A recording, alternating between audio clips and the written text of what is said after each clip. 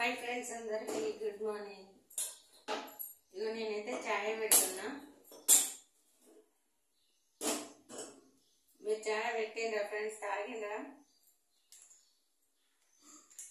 ఏంది చిన్న పాల ప్యాకెట్ ఎంతమంది పోయాలి ఇది ఇద్దరు పిల్లలు సాగరిక అల్లుడు నేను ఐదుగురికి సరిపోతుందా ఈ చిన్న పాల ప్యాకెట్ ఎంతమంది పోయాలి ఫ్రెండ్స్ ఇది ఐదుగురికి అవుతుందా పెద్దది లేదంటనా